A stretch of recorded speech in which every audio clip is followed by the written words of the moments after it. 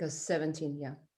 Okay, guys. Well, welcome to another Earth Nouveau Hub, exploring consciousness, and our topic today is pain. Very exciting. So let's see what we can come up with. You know, there is a lot of stuff, and also the one thing I want to say right away, there are a lot of people in pain at the moment. There are a lot of people moving on. There are a lot of people with serious diseases. We all know them. We know many of them. Many of them are friends. We're probably having our own pain management that we're working with. So everything that we are discussing today is not a poo-pooing of the pain. Yeah, we're not saying pain is not real. We're not saying, because when we go into a redefining state, then sometimes it can be misperceived, or misinterpreted, saying, "Oh, who the fuck do you think you guys are talking about pain it's all about growth and it's all about this and all about that," So this is not what we're doing here. Yeah, we know pain is painful. Having said all that, what I have, the way I wanna kick it off, I have just looked at the definition. Yeah, there's a committee of taxonomy, which is a specific group of a branch of science that looks at certain classifications, and they've looked at the classification of what is pain.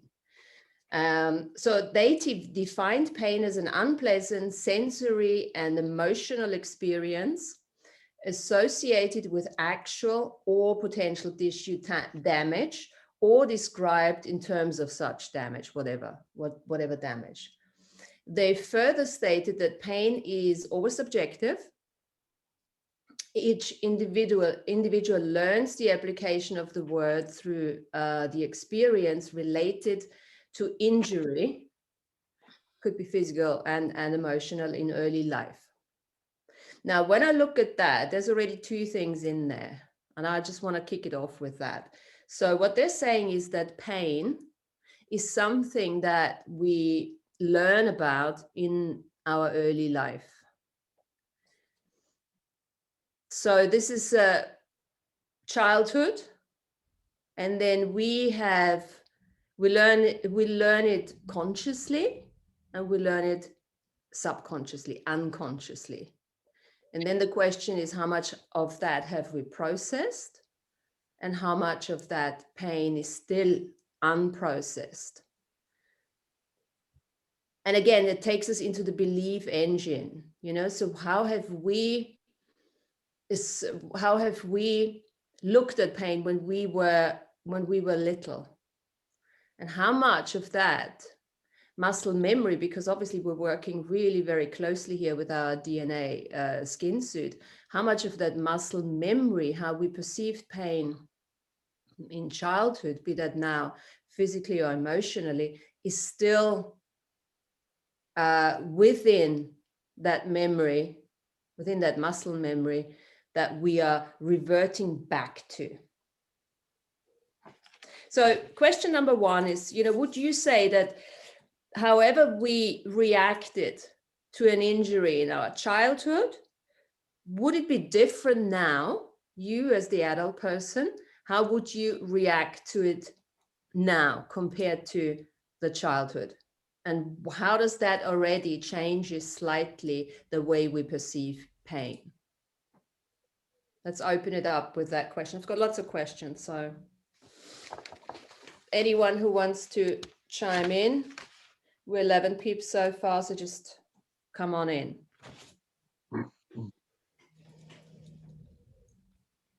Or anything, yeah, Robin, come on in. So anything about, childhood, early childhood, and what's happening now with regards to pain? What comes up when we talk about that? Ask that question. Well, you put a lot of questions out there, but the last thing that you were saying, coming from personal experience, of the pain, but also as a hands-on healer since the 80s. One of the things that I personally have experienced is that as I was going through pain, because I was always alone, it seemed like I always would go outside almost instinctively and ask, take from that outside energy to help give me the strength to carry the pain, to go through the pain. And then as I started doing the healing, and I learned distance healing, and I learned that I could direct it to a place or a time and space, that by going to a previous experience that we personally had or another person you're working with, and sending and connecting to that and tapping in and giving extra energy there, it changed that situation in that it allowed the view to change a little bit. And then what happens immediately then is you in your 3D form here, you perceive a clearing of energy, you perceive a change of the way you look at things. It has, depending on the person and their openness and their awareness, they can receive it on as many bodily levels as you're aware of working on, and have it happen instantaneously and know it. So just to kind of throw that out there. Mhm. So would you say that pain is context related?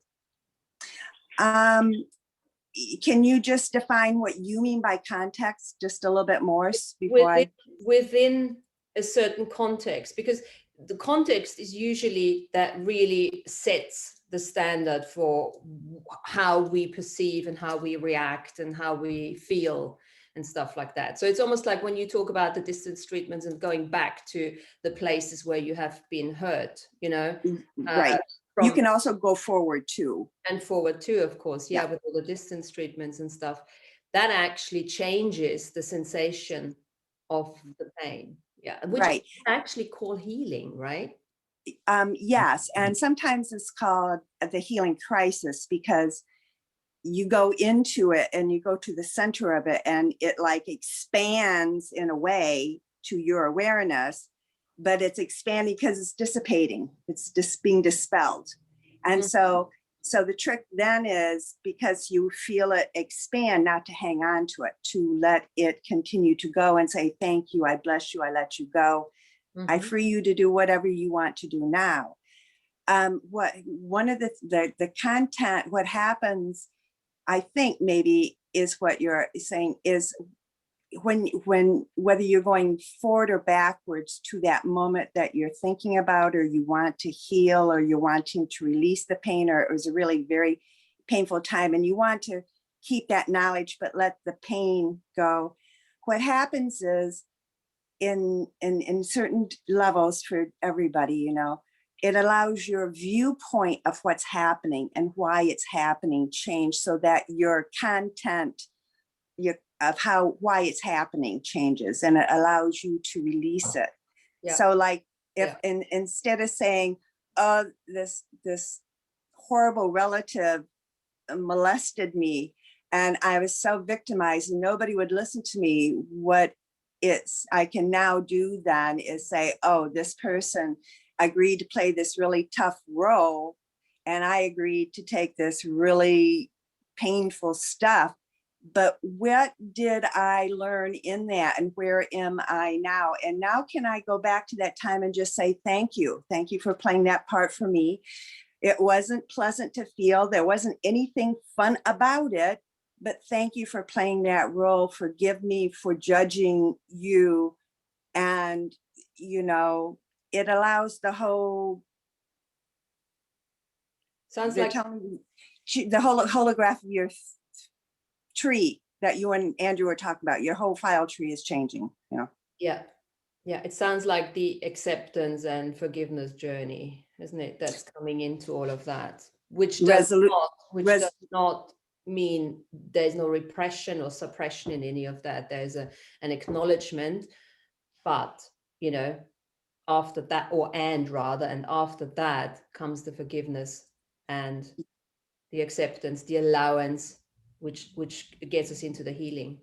Thank you, Corinne. Absolutely. And we can kind of roll that in as all parts of resolution, experiencing resolution. Yeah. Yeah. And okay. of course, thank you, darling. And of course, karmic resolution, like, you know, that's what we're here. So Caroline, you have your hand up.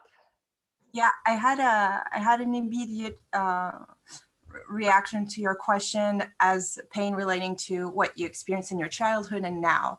And what I feel is, or what I thought of more like, is when you're a child, it's actually not just the pain. It's not just like falling down on your knees and scraping your knees.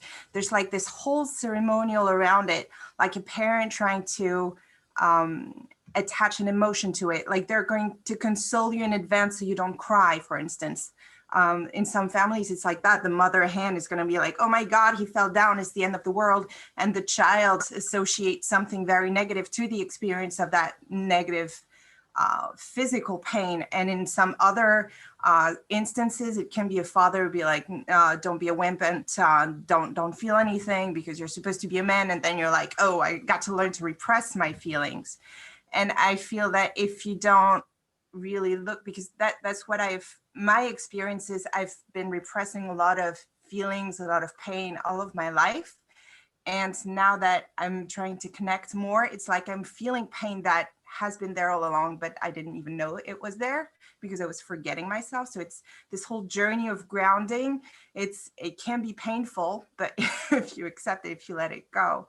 And the difference between that and your childhood, when there's this whole mess of things, information that you associate that's negative, is different now as an adult if you actually learn what the negative feeling means. But also in this context right now, I feel that if you're all alone at home and just feeling your pain, but not really doing work on yourself, it's just going to be like 10,000 times more, because all you can concentrate on is that negative feeling until you get to that teaching that your pain is your teacher.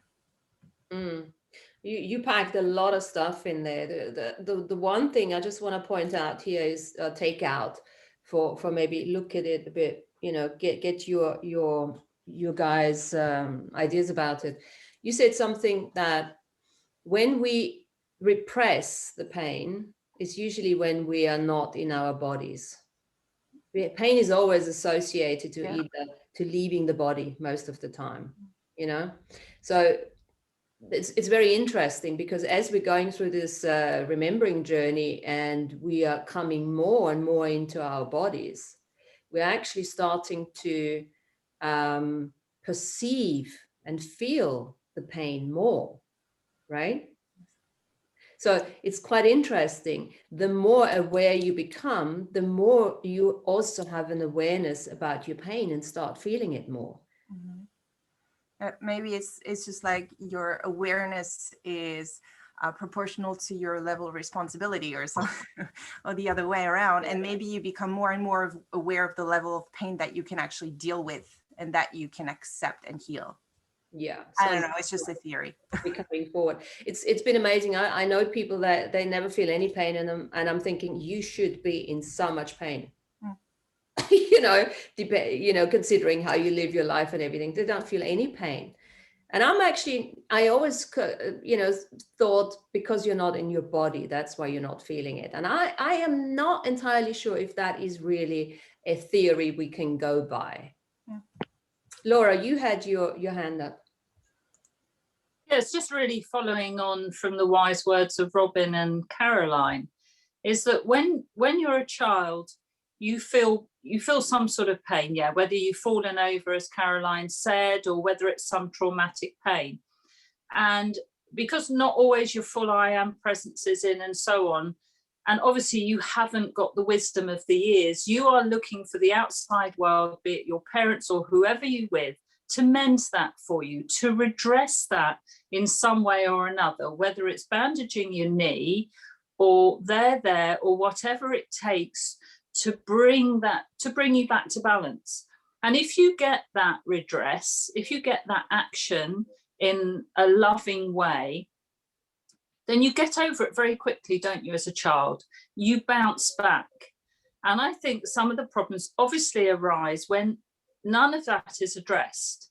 So whether it's something that is, you know, has happened to you, it then seeps in under the skin and it manifests, doesn't it? And this is how we have trauma, isn't it? Because your body is remembering whether you've been hit by your parents or something like that, and that wasn't put right. That is going to be a trauma that sticks with you when you're older. And I think the difference is, because you're asking the difference between adult and child pain. The child is open, it's not so conditioned, it looks continually for it to be redressed in some form or another. The adult has got conditioned to, by the time you're an adult, if you're still carrying that trauma, that pain, you live with it because it's not been addressed for you growing up. So you still got it when you're an adult. Unless you do the work, you're not going to recognize or go back to where that came from to do the work. And then you're still hanging on to all that trauma within you. And in fact, what a lot of people do, as we know, is they just completely ignore it. They cover over it. And I think one of the really important things about pain is don't be in it. Whether it's physical pain or something that's manifested as physical pain because your cells have memory and we're holding that trauma, please don't live with it. Even if like a headache, yeah, take some tablets. I mean, there's a lot of the light workers who are very resistant to medicine, you know, to modern medicine in some ways. And I think the most important thing of all of this is don't live with your pain, whether it's just a headache. So first of all, get rid of that pain sort of in any way you can, medically or antibiotics or whatever it is. And then go and look at, maybe this is a continual thing or repeating thing. Look at what it is manifested in you, what emotion has manifested in you from childhood or from whenever it is that is still giving you that pain. Does what I say make sense? Oh, absolutely, absolutely. So many things, you know, we could talk about this, I think, for Yeah. days. Yeah. Right. I'm just going to pick out a few things that, you know, that came up for me when you're speaking. You know, the trauma itself is then also intensified. Yes, the pain itself, the feeling itself that you are, you know, experiencing. And then, of course, as a child, that's what you said, the I am is not always there. The I am only comes in during the puberty, fully in during puberty. So anything before is where you are that sponge. You're not, you know, up to 7 years, pretty much. You are pretty much a sponge where you're taking on other people's emotions and pains and feelings and everything. So it's like, you know, when the mother has a fit because, you know, the child fell over and the fear and everything, you're basically taking that on. You're taking that on and adding that to your wound, basically, you know, because of the psychic abilities. Now, the other thing where you were saying is we're so used to it, it's almost perceived that pain is a given in this reality. It's a part of living. Now, I'd like to question that. Does pain have to be a part of living? Or is it really just a learned condition, just like everything that we've learned? I'm going to throw that out and I'm going to take Tom. Tom, you got your hand up. Yeah, you were saying about feeling pain as you come more into your body, becoming more aware of it. Mm-hmm. So I find that if you take that a step further and you can completely let go of resistance to feeling that pain on an emotional level, then it allows that energy to transform and move. So as I see it, there's a distinction between physical pain and emotional pain. Okay. Now, it might be possible to do that on a physical level. I'm not sure yet. Oh, to let the pain go, to drop into it. But this is very often. No, it's not letting it go. No, because that's like pushing it away.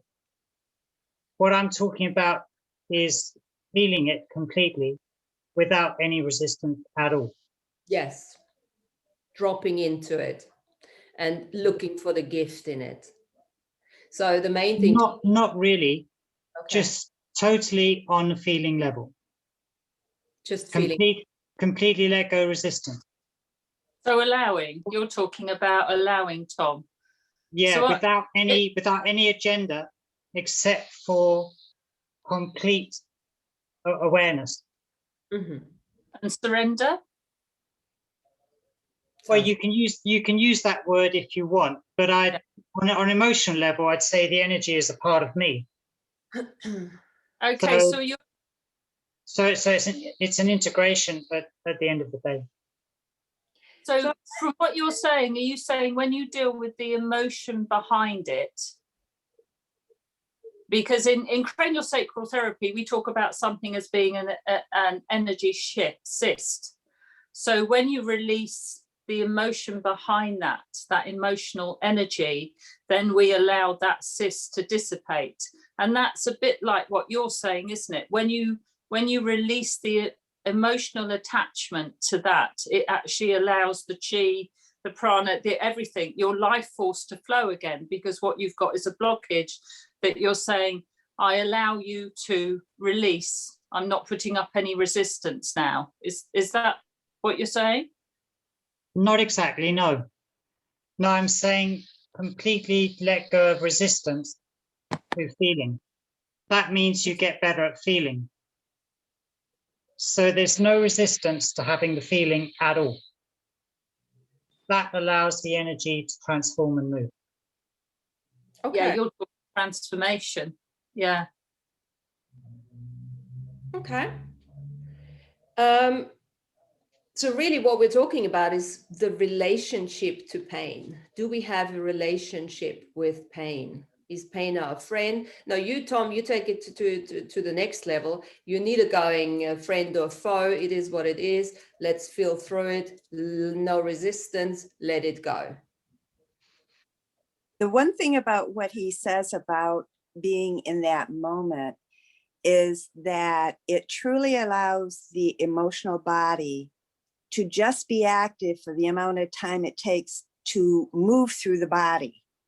And if it's not a good thing, if it's just supposed to be a moving catalyst for you, in totally feeling it and going, whoa, maybe it takes 15 seconds, maybe it takes, 30 seconds, maybe because maybe it might take you an hour or two, but if you can stay in that flow of what I think he's saying is you don't create a block like you're removing in the sacral, and also Reiki, but you're allowing that energy then just to move to all through the different channels, and therefore it doesn't become an issue. You go, oh yeah, I felt that before. Okay, and you go do something so that energy now has an assistance of you doing something to help move it through. And that way it doesn't become an issue, and it only comes up like when you need a little push, maybe. Yeah. I mean, absolutely no resistance, and allowance is always, so it's the relationship of, I quite like to look at the relationship with pain, to have a relationship with pain.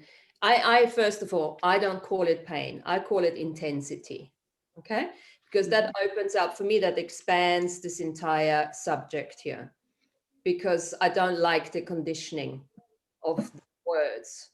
And I think somebody posted, they are like spells, get caught up in them words. So as soon as you change the energy, change the word, you change the energy. So when we call it an intensity, it is no longer something that is not necessarily even ours. Okay, we can work through. And this is another thing about the intensity that we call pain. Lots and lots and lots, I would almost say probably more than 50% of the intensity that our bodies carry have nothing to do with us, other than we have been picking them up unconsciously from very, very young age onwards, back into the womb, from everything and everyone that was around us, from the environment. And that's the slightly problematic thing, because if it's not our energy and we've been picking it up, we've been absorbing it from others, then it's very difficult for us to heal it too. And lots of us are healers here. So this was part of my journey, certainly, where I have been picking up lots of energies from my clients, and they were literally stuck, and I could, no resistance and allowance and everything. They wouldn't just go away. I had to look at the relationship. Is this really mine? So this is again, access consciousness. What I did a couple of years ago was really useful with that, because they asked the question, if there is an intensity, is it yours or is it somebody else's? And you could carry an intensity that is obviously past life, we know that everything is happening atop of each other. So, and then what you do is you actually, with that realization, with that acknowledgement, the healing journey will be just to, confirm that, if you get an awareness that it is the case, and you do send it back. You do send it back, and that's pretty much all you need to do. You can attach your consciousness like Access does, which then allows, whoever, it never goes back to one particular person anyway. But we have to be aware that anything that gets created in this universe is stuck, is here. It doesn't go away. It never goes away. That's where choice comes in for us, to not entangle with it and stay out of entanglement. That's the one thing I was going to say. There was something else I was going to say with that. So yeah, the relationship with that intensity. When I started my yoga journey a couple of years ago, that's when I really, really got thrown into an intensity with my body, because I spent a lot of time outside of my body. Didn't even know it, even during the yoga journey, my body was in so much pain, learning, all the asanas and everything. And for me, that was saying basically, okay, now I'm in the body now. Okay, now let's look at that. What is my relationship, friend or foe? But then again, I'm quite, curious in terms of what is the message. I always go for messages, I'm not saying it's a good thing, but that's just maybe curiosity learning on my side. But I'm quite happy to do that, because for me, there's always a gift. I see the gift. And it helped me to understand that, I had to send stuff away, not take it on. Now, the other thing I just want to add to that is, with the changes that are going on in this earth all around us, it's not just the energy, the intensity from other people that we're picking up. We're picking up the energy from the earth. We're picking up the energy from the unseen world as well. I wouldn't say we pick it up, but we are aware of it.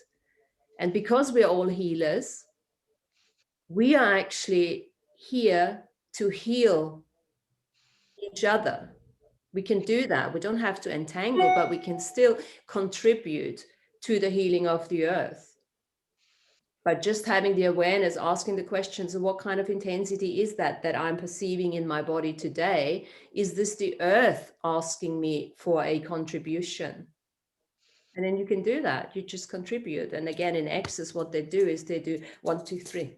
Just send your energy. Sometimes you have so much energy in the body that the body is almost so intense, which we consider pain. In reality, it's just an energy that wants to come out.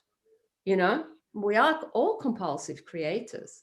And then just by doing that, it's almost like you're dispersing the energy out of your body, literally. It's a bit like, remember when we talked about communication and language, when people do this, I work a lot, you're moving energy, literally. You're moving the field, you're interacting with the field. Mhm. And the end of the earth, can I just say, going on from that works the other way around as well, Martina. So the earth also takes away your pain. Because anybody knows if they've got any sort of pain and you go and lie on the earth, I just go and sit on the beach down the road. And I know in half an hour, my headache or whatever it is I'm carrying mostly will be gone. I mean, the earth is wonderful at pulling out imbalances. The earth is wonderful for bringing you back into balance. I mean, that's where grounding comes from, isn't it? That's where walking barefoot on the earth comes from. Only you just put your whole body or your bottom. Absolutely. Absolutely. Yeah. So it works both ways, like everything, really. Yeah. Co-creation. Absolutely. Does that bring up anything for you guys that you wanna throw out? It did for me. As you were talking about the pain from childhood and how we may have taken on other people's pain, a question just popped in my head was labor pain. Was there a transfer of pain to the baby? Or is there some kind of transfer of pain to the baby? Can be. Just wanted to, okay. Can be. Absolutely. Wait. I mean, the baby, basically picks up, that's the first kind of getting to know this 3D reality in the womb. Everything the mother, everything the father perceives, the baby perceives as well. And that's a two-sided sword, really, because also having natural birth is a very positive thing, even though it's painful, but it's that intensity. And that's why I call it intensity, because intensity gives it a negative plus a positive. It doesn't put it into duality, really. It stays as almost like I don't know if I can say singularity, but it doesn't put a judgment on it. It just is what it is, a bit like what Tom said. It is what it is. Tom, you still got your hand up? Yeah. I'm reading a book just now by Thomas Zinzer. He's a clinical psychologist, and he's been working with clients finding earth spirits attached to them. Oh yeah. He's using hypnosis techniques to remove the earth spirits. So I was wondering if, because you're talking about pain coming from other entities up to us, I think that's what you're talking about. And I was wondering if you had any way or method for removing that. Well, when we talk entity, I wouldn't, a birth trauma doesn't necessarily have to be entity related. Yeah. It very much depends how we define an entity, most of the time there is no entity involvement as such. It's just really a traumatic experience, that can become an entity, if it stays unresolved for a very, very long time. But all the birth traumas and everything, it's obviously the fetus in the womb healing, right? All of that. I wasn't talking about birth. I was referring to your previous comment. You were talking about pain coming from other sources. Pain coming from other sources, yes. It could be a pain entity too. Yes, it can be. Where you then look at clearing the entity, yes. Yeah. And entity clearings, I'm an entity facilitator. So it's again, it's very, very easy. First of all, you got to look at it. Is it an entity? Very, very simple question. Is it, or is it something else?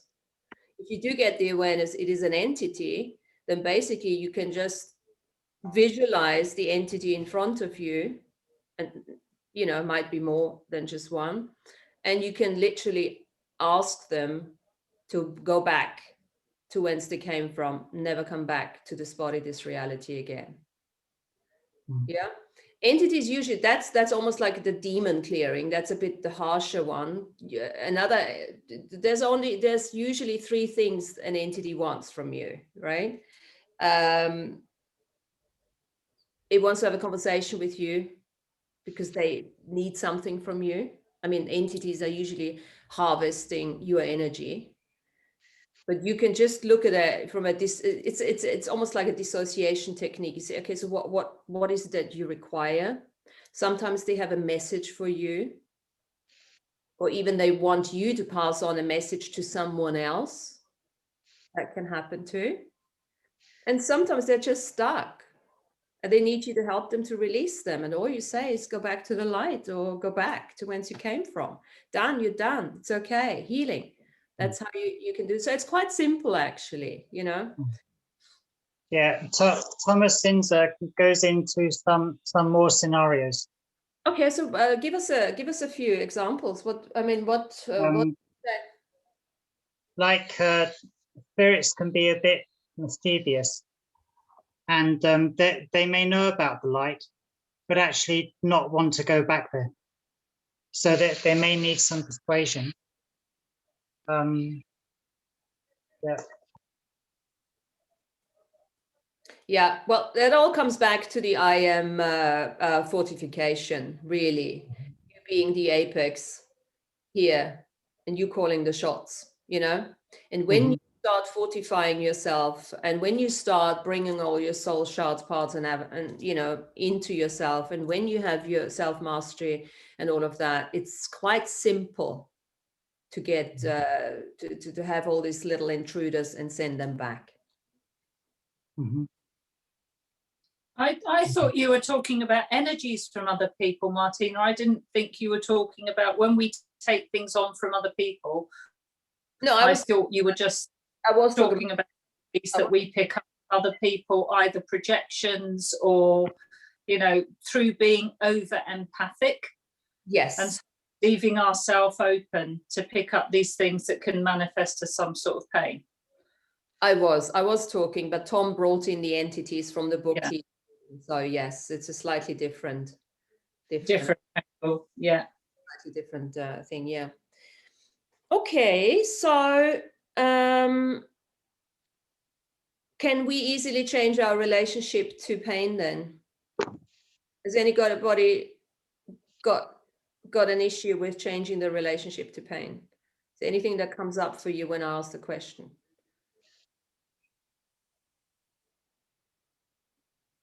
No?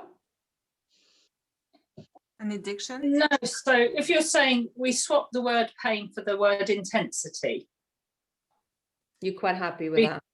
It takes out the conditioning, because pain, if we just said pain to an extraterrestrial, it wouldn't come with all that negative connotation that is built up, is what you're saying. It would be a neutral word, but it's not now. So if we use the word intensity, it's much more of a neutral word. Absolutely. It goes so far to say that, you know, like I initially said, it's a subjective experience. Yeah. How we perceive it and also how we react to the treatment thereof. And you're talking about the extraterrestrials, but it's the same with the animals, right? Animals don't, because they have no self-awareness to report it. There's no reporting as such, you know? Do we know if animals perceive pain or not? Yeah, animals perceive pain. Do they? We don't know because they can't talk about it, right?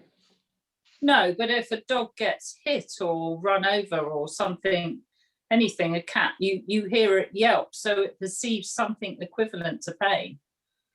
The interesting question would be, do they perceive pain? How do they perceive pain? Oh, how do they perceive pain? I don't know. Do they perceive pain? Yeah, they've got to perceive it on some level, haven't they? Yeah. Because they live instinctually. I had this happen a few days ago. My dog had a slip disc. Mm. Just slipped like that.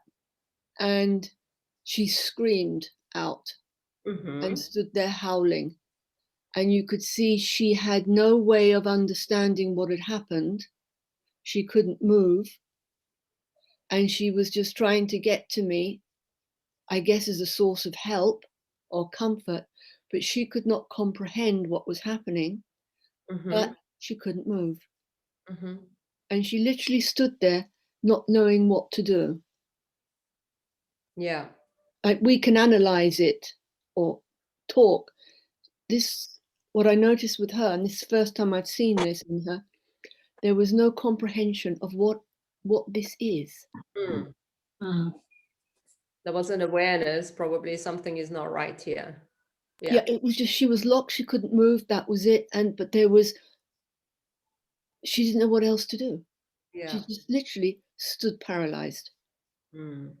Well, I mean, we're built the same as animals, and that we've got receptors that feel the pain just as animals do. Mm-hmm. So we can.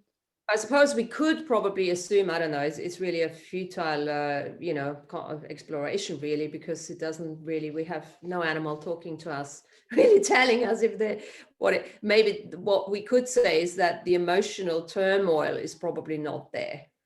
Yeah.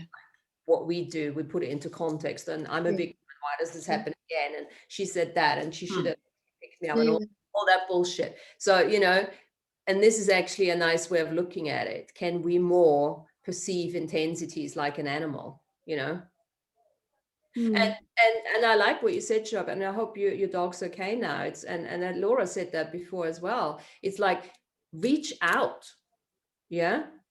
Yes, you can breathe through certain things, you can deal with yourself, and sometimes you do have to go and find out what the problem is.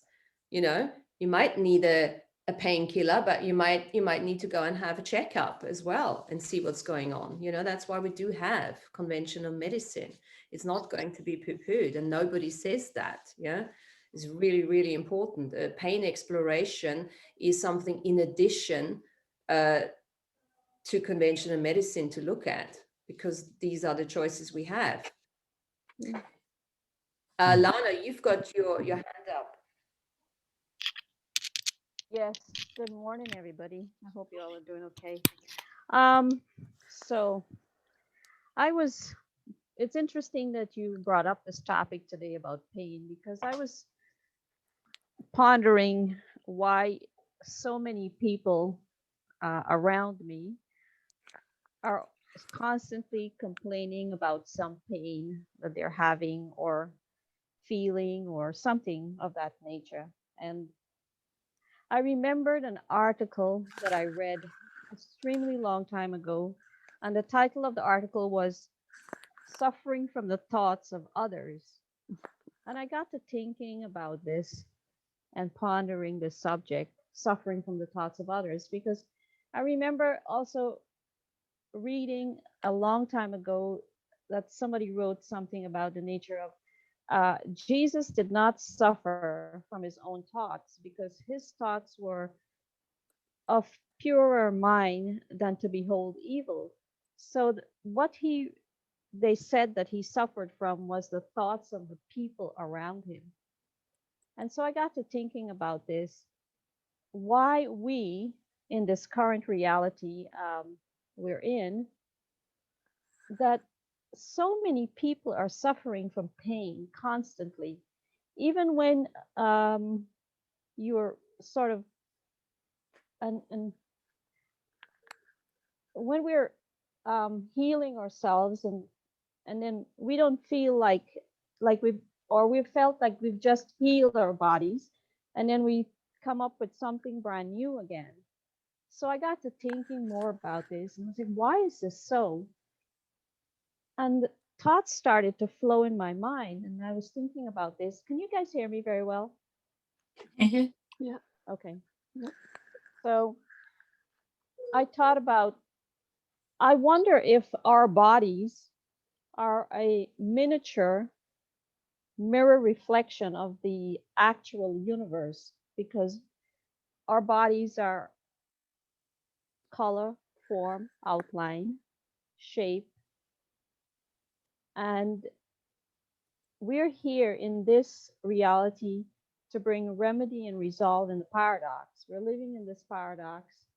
And I remember when Andrew was talking about Genghis Khan, who sent out his army into the universe to bring back all the offenders here.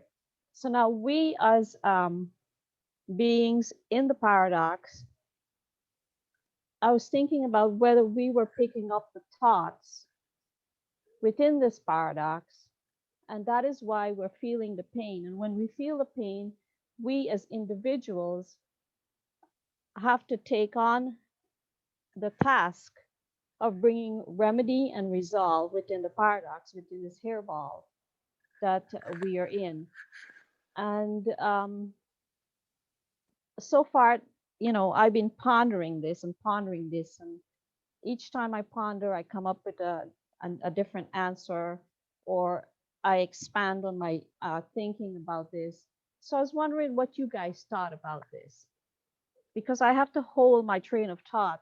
And if I don't hold it, I lose what I'm thinking about. So does this make sense to you? Yeah, absolutely. Can we expand on this a little bit and see if we can Yes. come up with Yes. something more bigger than what I'm thinking? Yes. So again, let's call it intensity instead of pain. All right. Now, Okay. as you're saying, Lana, is we are all part of nature, right? We're all part of the energy. We're all made up of the 5 elements: water, fire, air, ether, and earth. So we are literally perceiving what's going on. And this is, the journey to remembering who we truly are doesn't take that away. It's only going to get worse because the awareness is becoming more and more and more. Okay. So when I look at my body, when I have intensities in my body, I always look at it from that perspective. What am I perceiving here?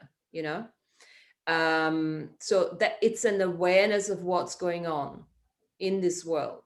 And this world is stressed out, has been stressed out from the very beginning with what's going on here. Now, that doesn't necessarily mean, though, that we have to take it on. Okay, we can contribute to it, but we have to stay unentangled. This is the thing of being the entangled and the unentangled observer. We don't necessarily have to, and this is actually the job that we have here through the self-mastery, to not take it on, to stay in your awareness, to look for the triggers. And the thing is, when we start having those intensities in our body, then very often what we unconsciously have somehow entangled with something. So we need to get back into awareness and ask the question, what is that? What can I do with this? Send it back. And usually it shifts very, very quickly until you make this a daily practice where you don't necessarily take that on anymore. Having said all that, our bodies are changing literally with the changes in our DNA. And for me, it's perfectly normal that there's an intensity to that. Yeah. So I don't question every pain that I have. I don't suppress it. I don't have to get rid of it. There's not necessarily something to fix. I'm just like, okay, interesting. What's going on today? Is there anything you require? Is there anything you need to do? I need to do? Yeah. I was thinking that we are as mirror of the universe, the whole of the universe. We as micro beings, and this is one of the reasons why we can't come in here with our full memories. We have to do this in amnesia. We are miniature reflections of the universe itself, and when we're healed, now we have done the self-mastery and so on and so forth. We are now open to assisting the paradox in clearing it out. And not everybody can do that. Some people are still working on their stuff, their past life issues or their current life issues. But what if some of us here are here to pull something from the paradox and say, okay, I'm going to take this moment to, but the only way we can pull it from the paradox is by feeling it. And when we do that, we are taking this and then we work on healing an aspect that's in the paradox to clear out the hairball. Am I making sense here? Yeah. This is my train of thought I'm having at the moment about this. Yeah. And so, because sometimes you feel, okay, so I'm done with all this. I shouldn't feel pain. I'm a healthy person, so on and so forth. But why am I feeling pain at times? So remember, we are the cipher key. We have all the codes of this universe and of universes that don't even exist yet, past, present, future. And so as multidimensional beings, we come in here to be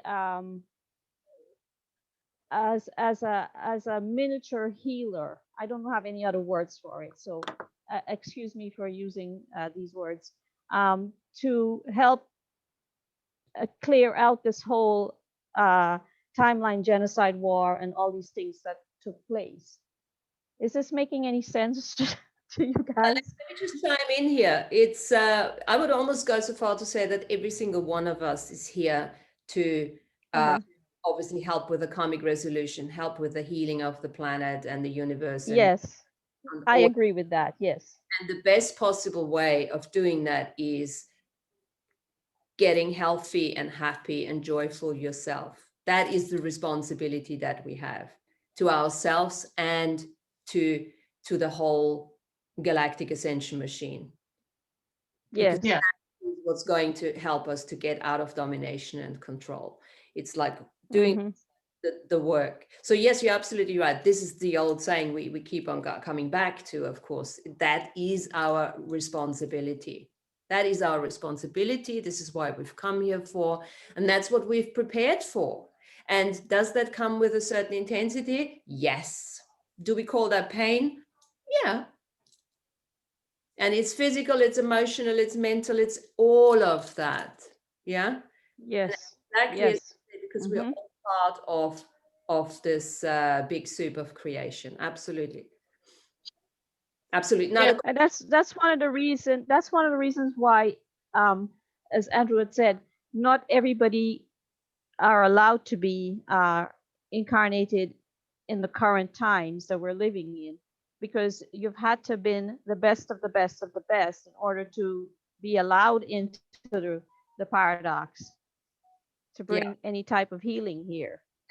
So you've got to know your stuff in order for them to allow you to come back in here at this time.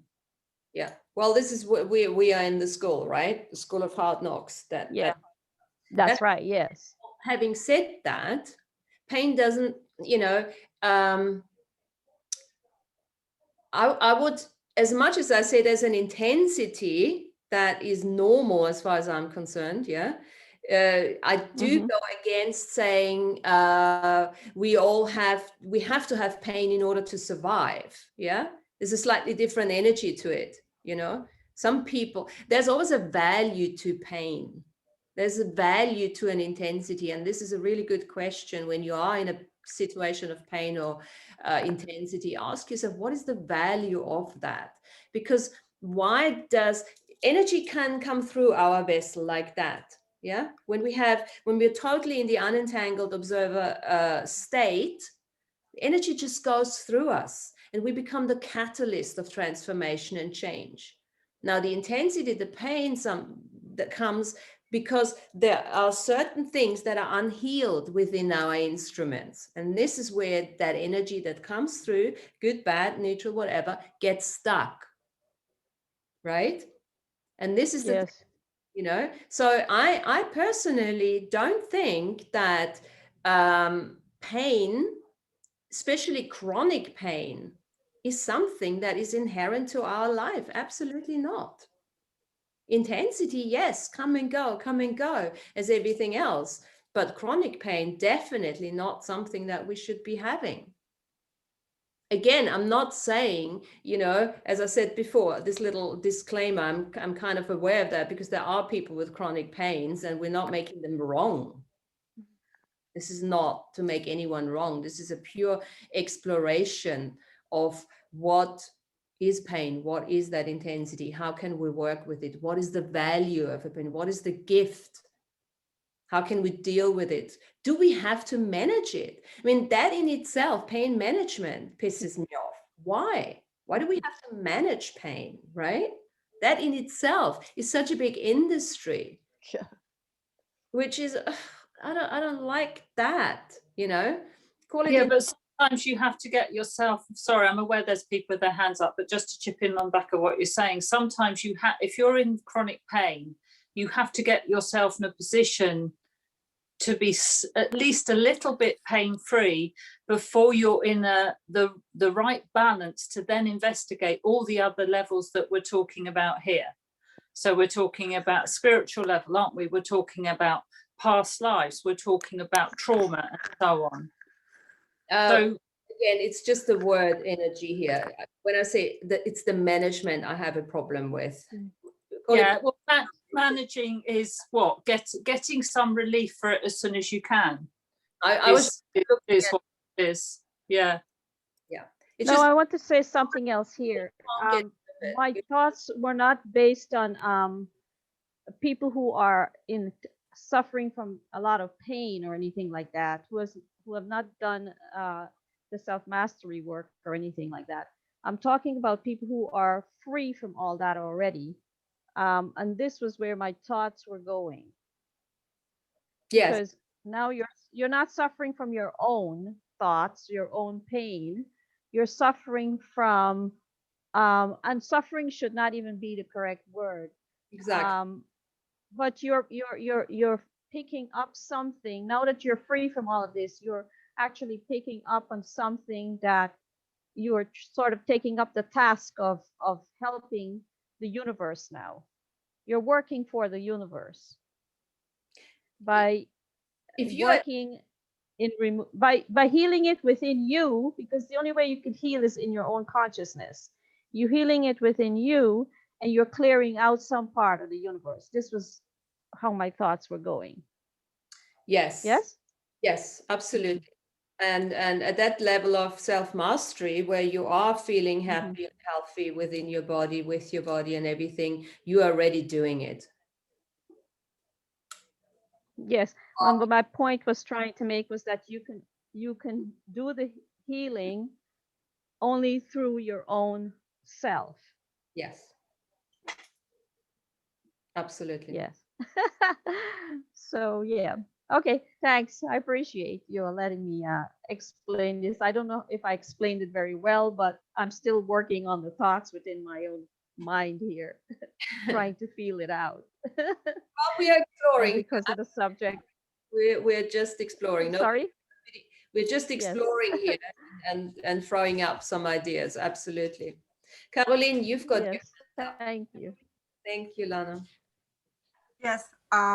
Actually, it was a while ago. I wanted to go back to the animals, but just real quick, because you asked Martina, what do animals feel pain and how do they deal with it? And I feel that animals do feel pain, but they feel the negative input, and they know, which we humans apparently have forgotten how to do, is to naturally deal with it. When you see a cat that you're holding against his will, then he's going to run off, and then he's going to shake off. He's going to shake it off. And animals know naturally, instinctively, how to shake off the negative energy, and then everything's just fine again. Whereas we got to learn to do that all over again. But I think that I'm looking at my cat, they do feel it. And when the pain is we feel that maybe they don't feel pain because they don't express it except in very dire circumstances, like Shoba was telling us about her dog and her disc. I think that they don't show symptoms as much because in the animal realm, it's dangerous for you to signal your pain, because that would make you a prey to the rest of the animals.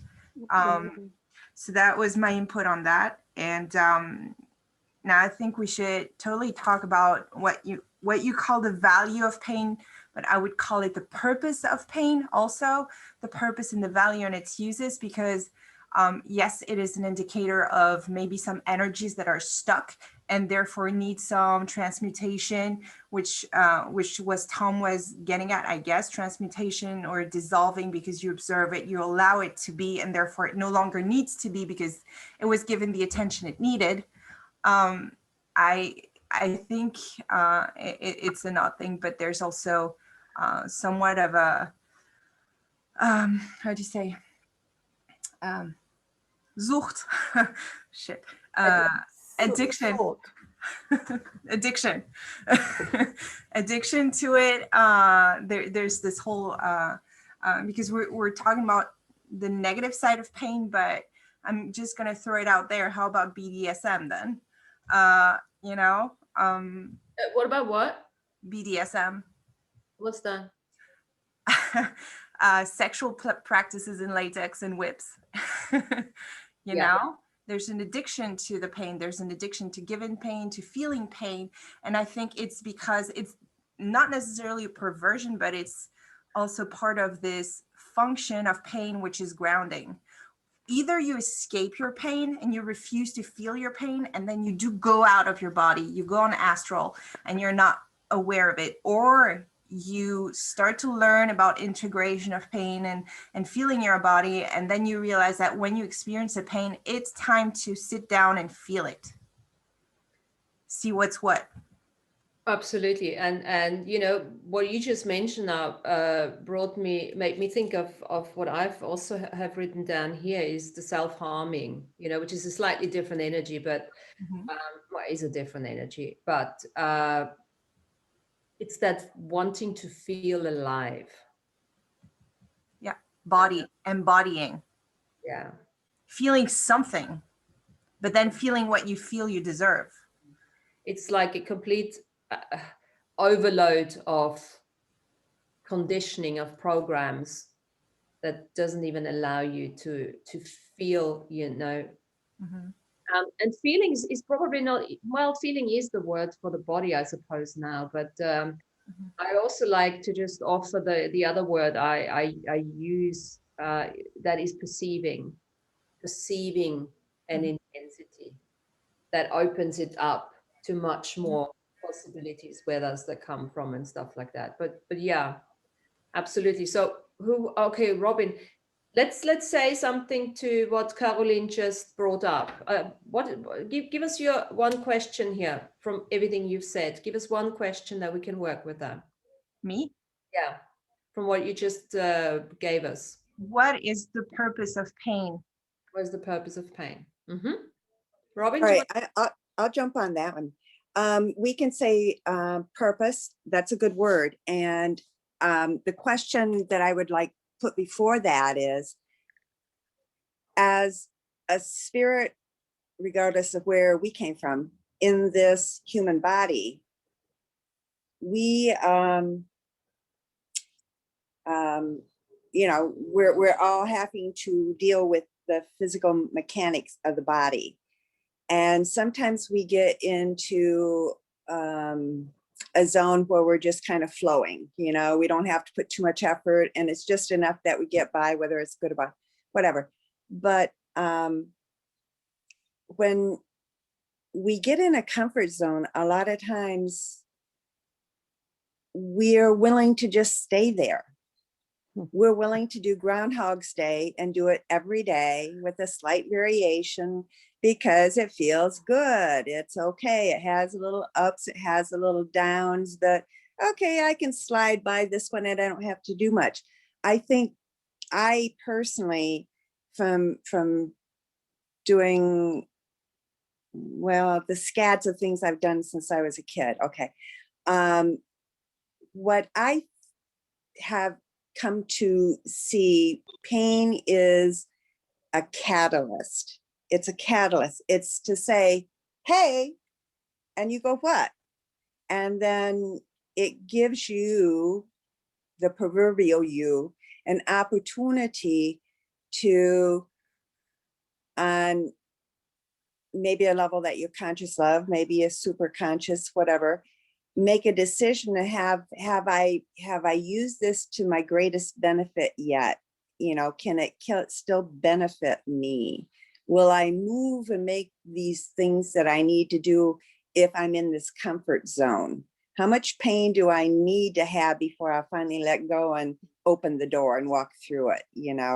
I personally, from, doing healing work and medicine work and studying medicine since I was a teenager and stuff, I personally think that without pain, okay, catalyst, intensity, experiencing intensity, if we didn't have that, would we have torn down that house?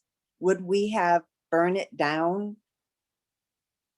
Well, Would we have just made do? That is the question. That is the question.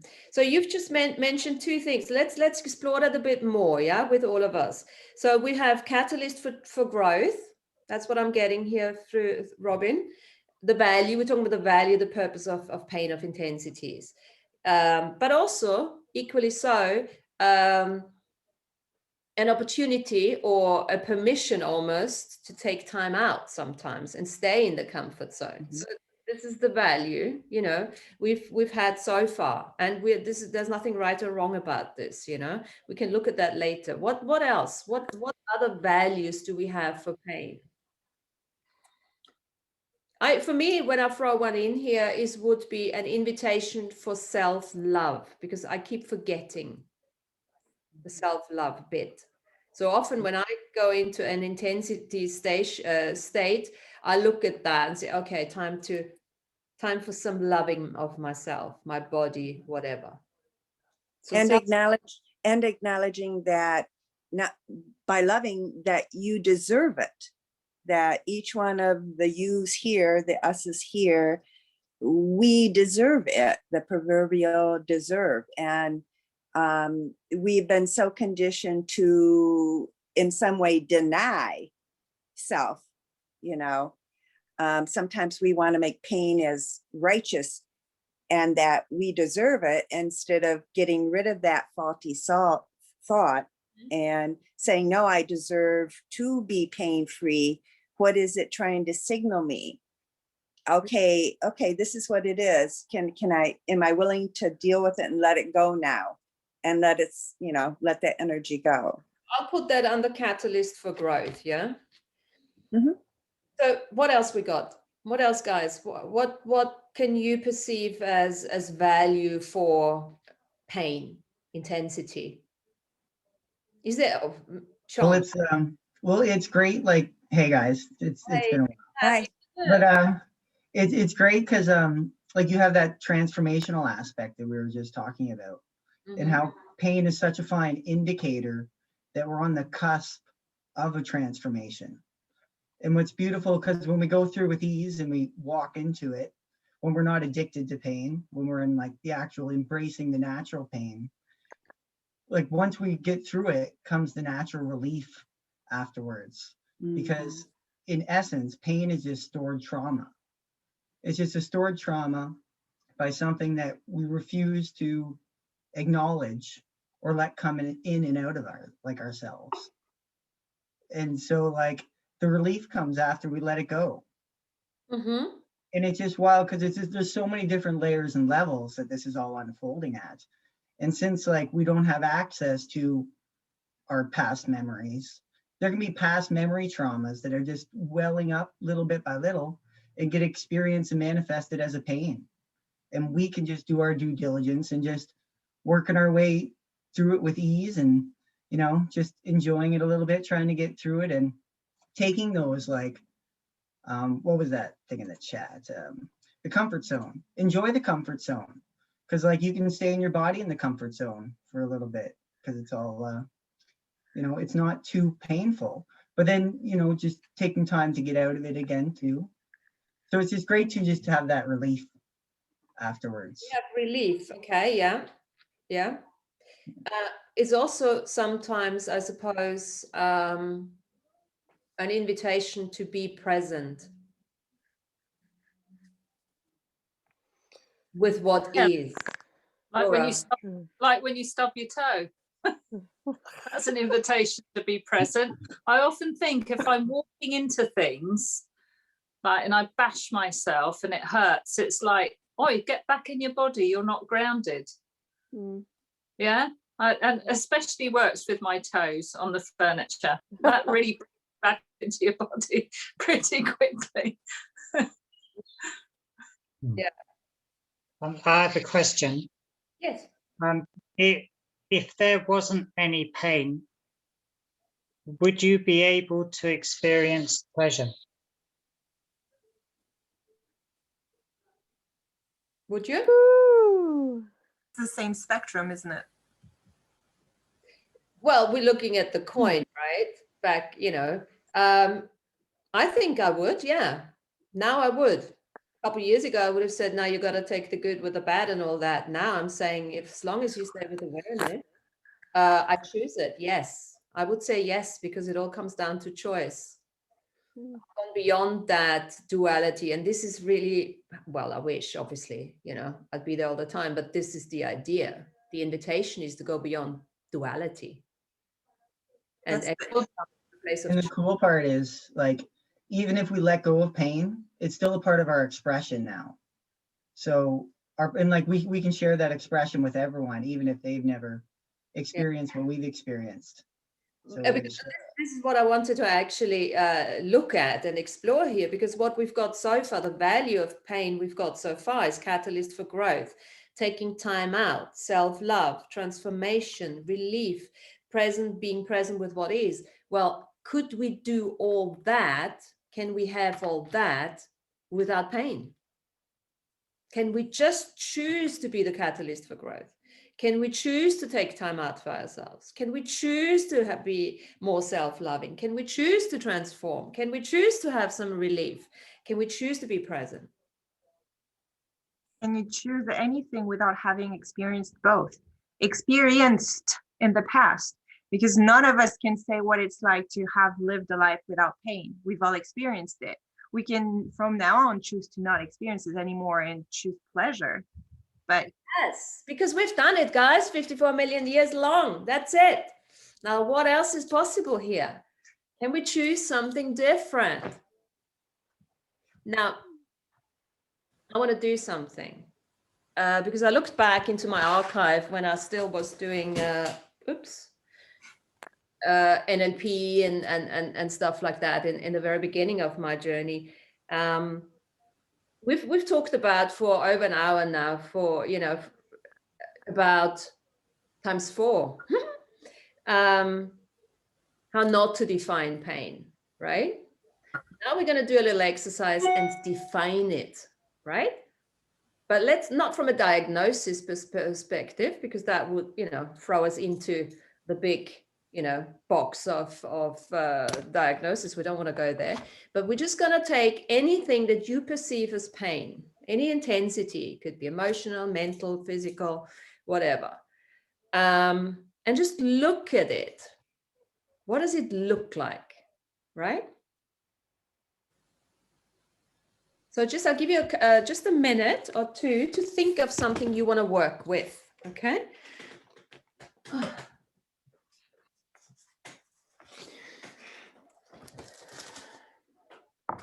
Could pleasure be pain in a different form? If you want to, yes, certainly. If you look at it from an intensity perspective, absolutely. Be intensely pleasured. Absolutely, yes. Painfully pleasured. I go with that. I'll have that. So pick up something that you probably really want to work with. And then you can close your eyes or keep them open, doesn't really matter. So just describe the pain to yourself now. So this is an internal little exercise for yourself. And I'm just going to talk you through it. Start describing that pain. And we're going to use the word pain to start triggering some stuff here. Some memories, right? Describe the pain. Where is it? Let's make it relevant to the body. Where actually in the body can you feel it? How big is it? What shape is it? Has it got a shape? And between the scale of 0 to 10, with 10 being the worst, what would you give it? What number would you give it in the pain scale, with 10 being the worst? And just remember that. What color is it? Has it got a color? Is it bright or dull? Is it glossy or matte? Is it vivid or muted? Neon, pastel,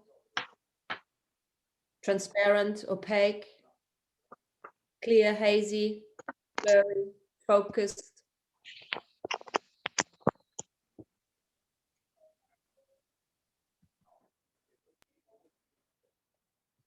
What is the texture?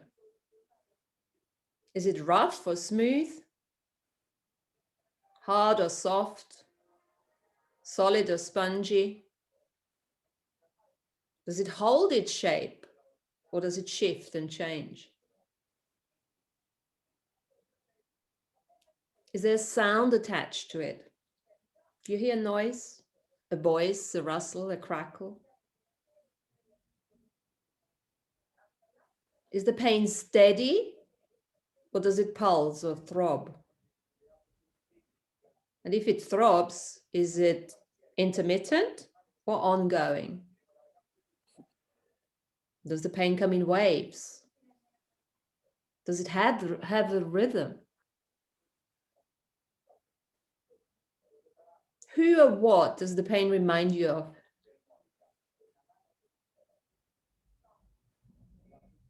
Now, if you would have to give a symbol, assign a symbol to that pain, what symbol would you give that pain?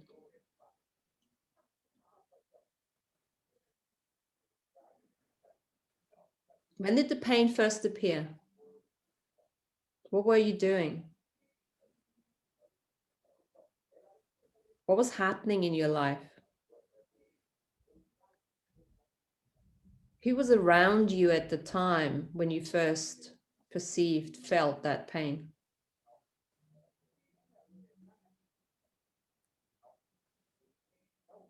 How does the pain make you feel? Angry, frustrated, upset, sad, depressed, irritated, confused?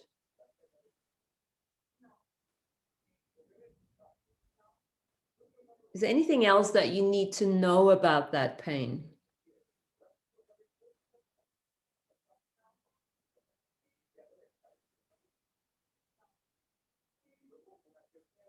If the pain could talk, what would it say to you?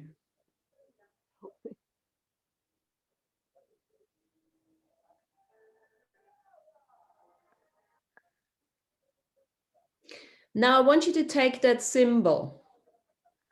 I'm going to call it X, and you just know what symbol you have chosen. And we're just going to go on to a little escalation and de-escalation on that pain. Couple of questions. What is the purpose of X for me?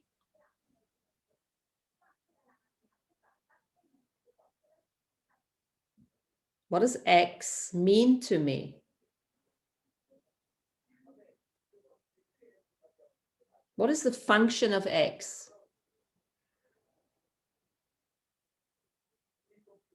What else could X mean?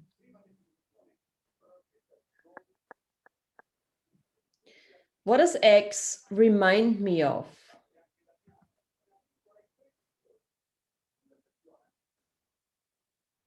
How does X make me feel?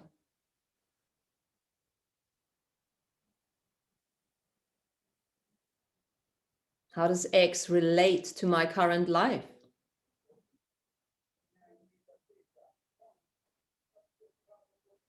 And what do I know now that I didn't know before?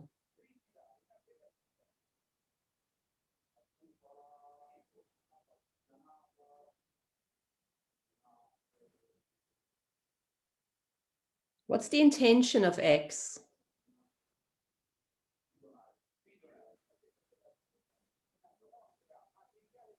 What does X do for me?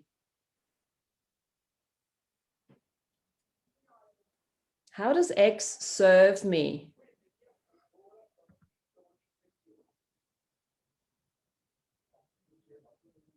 What is X an example of?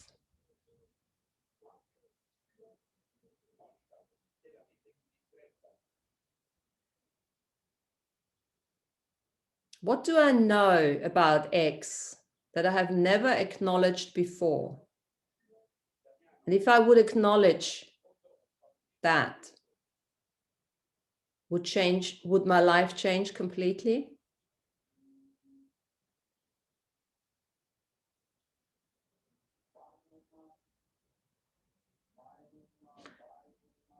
What energy, space, consciousness, magic, mystery, gratitude can I and my body be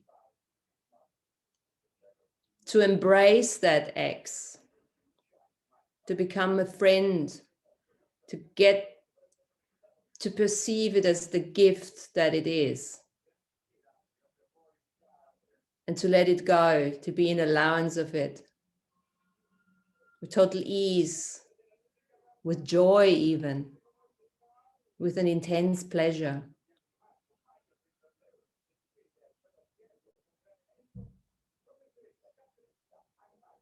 And now before you open your eyes, I just want you to go back to the pain scale, 0 to 10. Give yourself a number now and see if and how it has changed.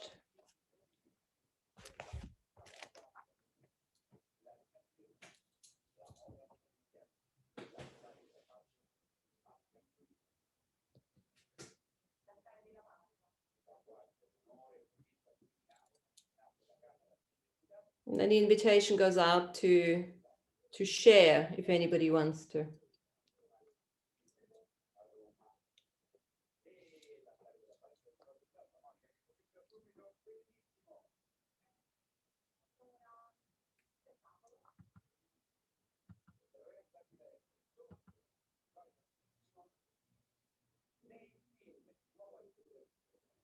Petruska.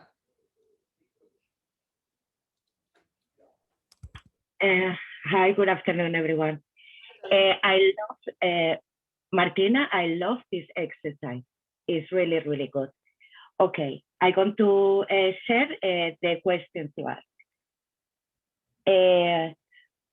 It's a black hole, it's made opaque, it's in the center of my heart, it's a mucous membrane, rough outside, sticky inside. The sound is a dry sound with waves and rims. Hold on. The pain is grieving. Makes me feel sad, broken, vulnerable. And the purpose is to fill it up. The sound I make with this pain is a ah. The purpose of the pain is to grow, to understand the loss and to understand I am, to become, to fulfill, to be myself, to love myself, to become, hold on, I lost the pattern. To become, reflection, what I learned is love myself. If I knew this before, of course, everything will be different. It started with a 7, it ended with 1. Because with this exercise, I understand the emptiness, the broken, and the fulfilled makes me who I am now, who I understood with all this horrible pain of grieving in these last 6 years to love myself.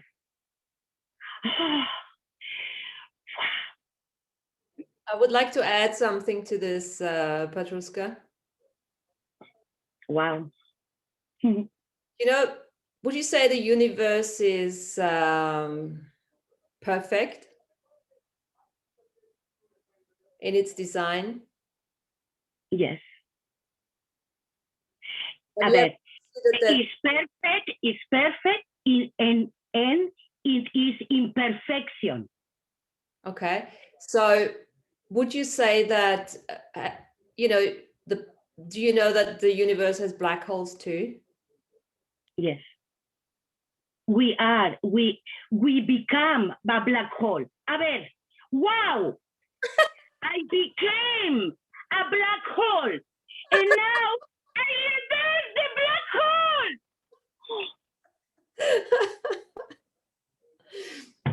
Thank you, my darling, for sharing. Beautiful. Wow. Oh, I have enough. Oh, fantastic. Anyone else? Just Rob, you got your hand up. just a quick second on that. I went Caroline, yes. Sorry, Rob. just a quick second on that. I went to a physicist show that was like a couple years ago, and he said there was a black hole. That his theory was there was a black hole at the center of every planet. I'm just laying it out there. Just reminding me of that. Yeah. Fantastic. Thank you, Caroline. Robin, you want to say, you must unmute. You're muted, darling. If you're muted. Yeah. I was going to say, tagging on into that, it reminded me of with Andrew and becoming the portal and saying, no, I am the portal. You know, it's no, I am the universe. It's like you, there is this vision that I kind of saw, and it was like you're in space, right? And there's this point of light. And as you see it from one view, it's a point of light.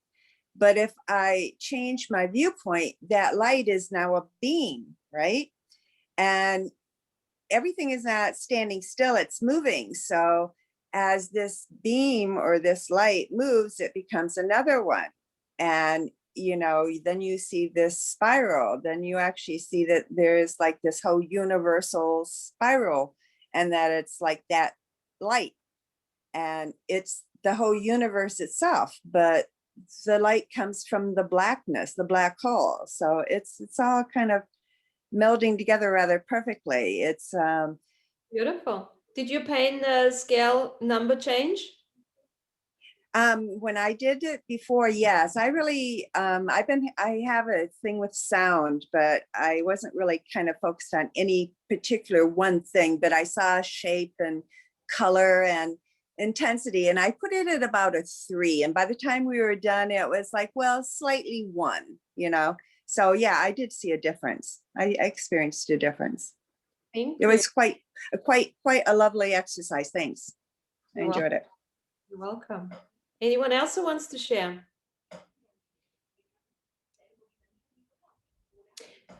Did all of you get a change in the numbers? I get a change in the shape. Mm-hmm. Because at first I was just sensing a pricking sensation in my shoulders where I have a lot of tension.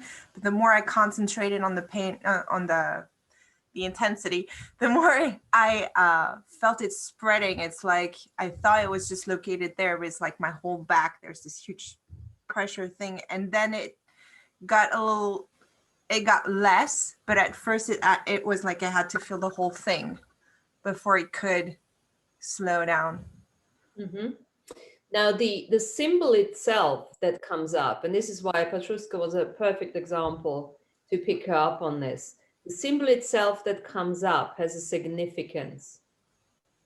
So you can look at the symbol itself and see where, in what context you could put that in order to relate it to your, because it's quite interesting. You don't even have to be visual, you know. That's why we used all the different senses in that exercise, because some people can hear it more, feel it, and all that.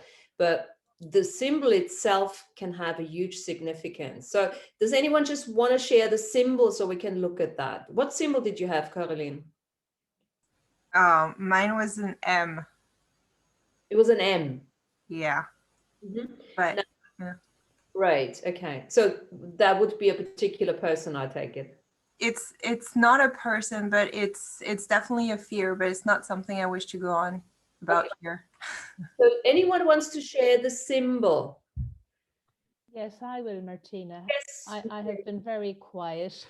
I'm really enjoying the conversation, and everybody is partaking and participating so well that I'm just listening. It's just fabulous. My symbol was a ball. A ball. Yes, I reconnected to a pain that I used to get in my childhood down in my abdomen, and it was a ball, and I could never push the ball up or get the ball down. So I don't know what you want to do with the symbol, but that's what it was. What ball is it? What kind of a ball? A football. Is it a football? Yes. And where did you perceive it? You felt it in your belly? Yes. How did it get into your belly? I think I buried it there. You buried it there. You put it in there, yeah? Yeah. Did you manage now? Did your pain level change? It did. Yes, it did. I suppose it's something that I have made smaller over the years, because when I went into it first, it really was a big, huge football, and it used to give me so much physical pain. I kind of know what it's in relation to, but I'm not going to go into all of that because it would take. No. And this is the thing. This is why we do that type of exploration. We don't have to go into the emotional blah, blah. But you know what you can do? And that's just a choice you can make now. You can make it that small that you can next elimination, you poop it out, woman. Yes. Honest way. Might as well just take it out, right? Surgery, just make it small into whatever, and just a pebble. It's going to be a little pebble.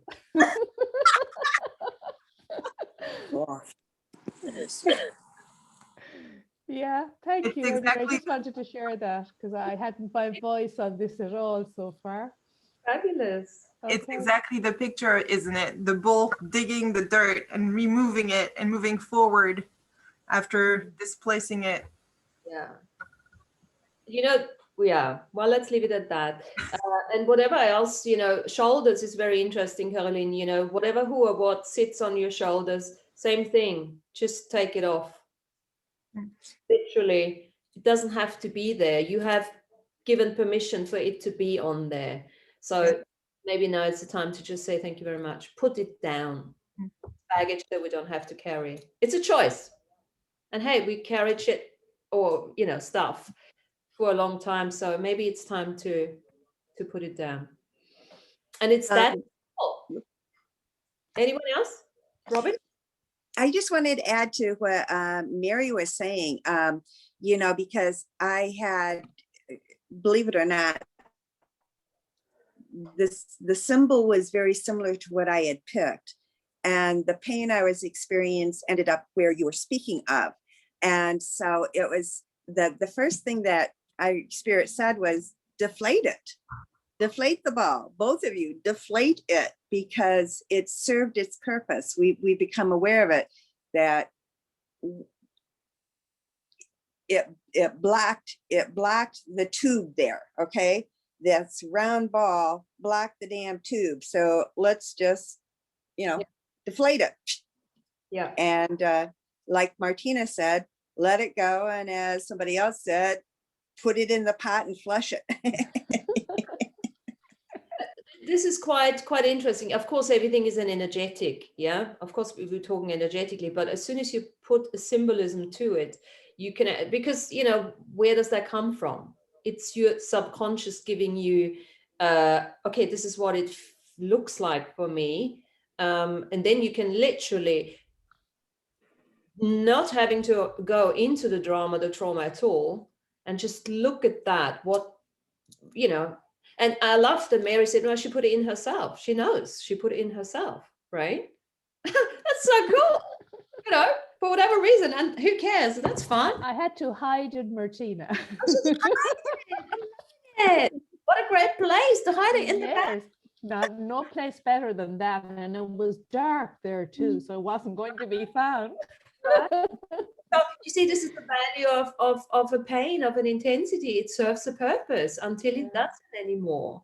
And this is the thing. This is the type of exploration where we need to sometimes check, okay, do you still serve a purpose? Because whatever you have come up with, it might still serve a purpose. So keep choosing it. Right, exactly. Just an intensity, you know, just a choice. Good. Anyone last sharings here before we call it a day? Oh, this was a cool exploration. If you want, I can put that document in the Earth Nouveau, you know, for you guys to Definitely, yes. That might be an interesting one to read. And then add your own questions or take some away, do what you have to, yeah. I have to read Casey's comment, Martina, on me hiding the ball. She just said, haha, game is over if you hide the ball. Very good, Casey. Yes. And also, you see, this is not even, it's a very lonely game because I suppose nobody wants to even catch that bloody ball either. It's like, no.